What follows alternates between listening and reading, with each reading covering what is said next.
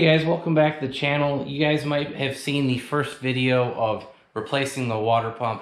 Well, I decided to split this into another video of actually replacing the coolant hoses for the Duramax.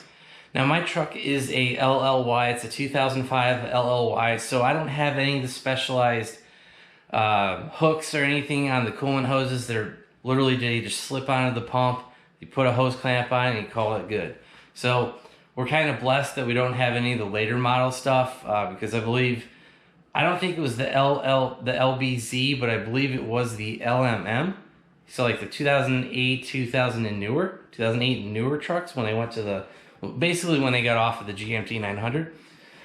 I believe those trucks used a coolant hose that had a special connector in it, and basically had like clips and supposed to make it more serviceable, easier to use. But I've seen those fail. I've seen the LLY hoses fail as well. My hoses are, so it's 2021. My truck's a 2005, so they're 16 plus years old.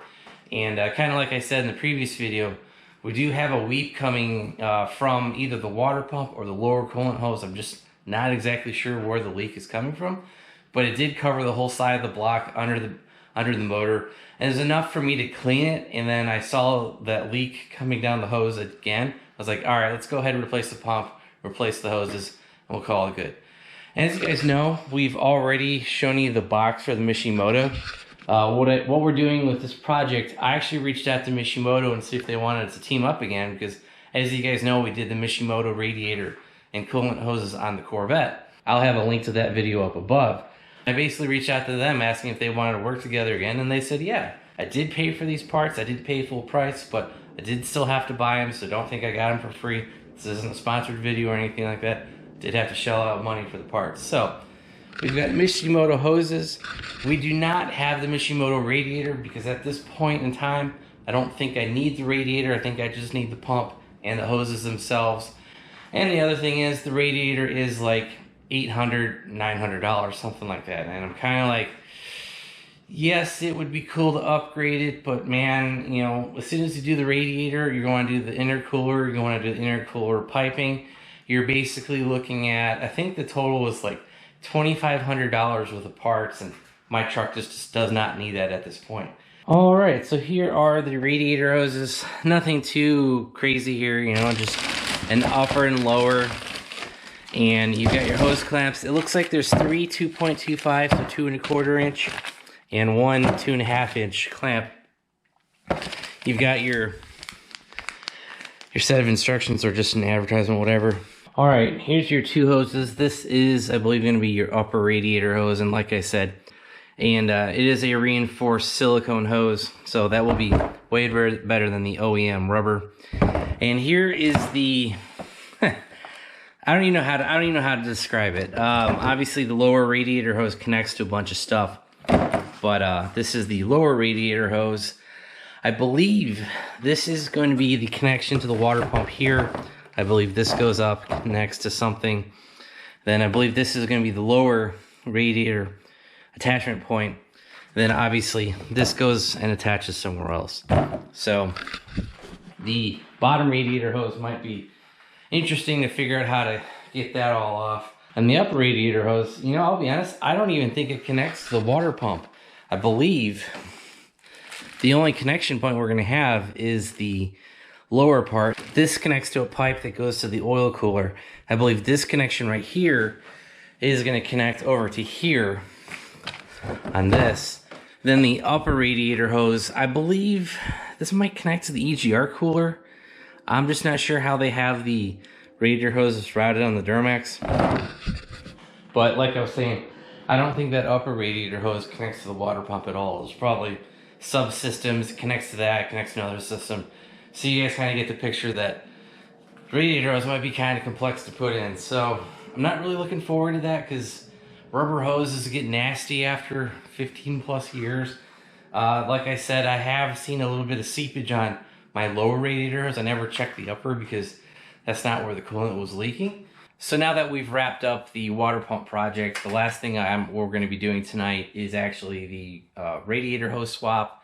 To do that, you're going to have to drain the radiator, and obviously with us doing the water pump, we've already done that.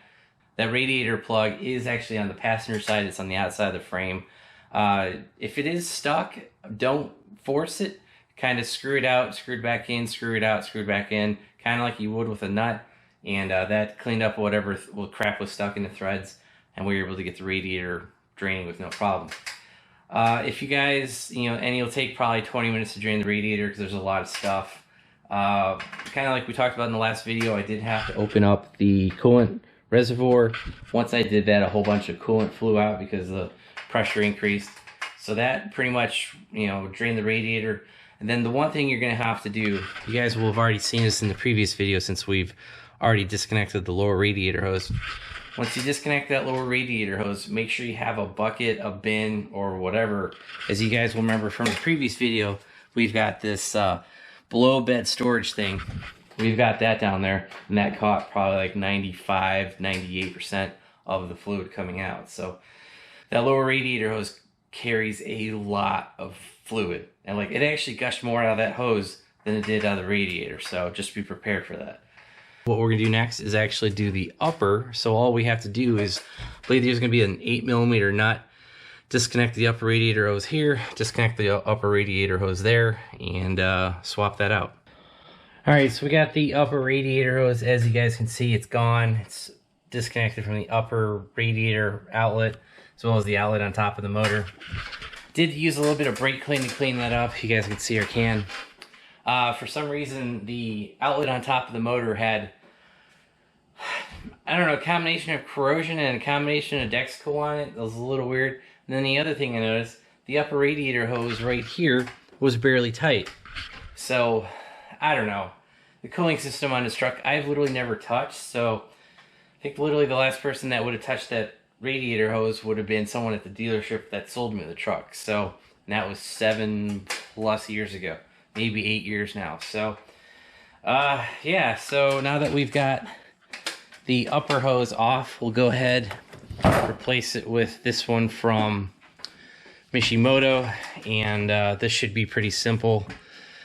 Something along the lines of that. We may have to run this battery cable under or above. I'm just not sure.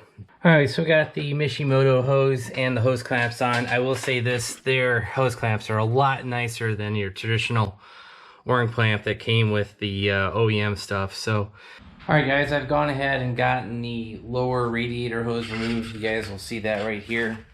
And this actually wasn't that difficult. There are 4 connections like I mentioned in the earlier part of the video.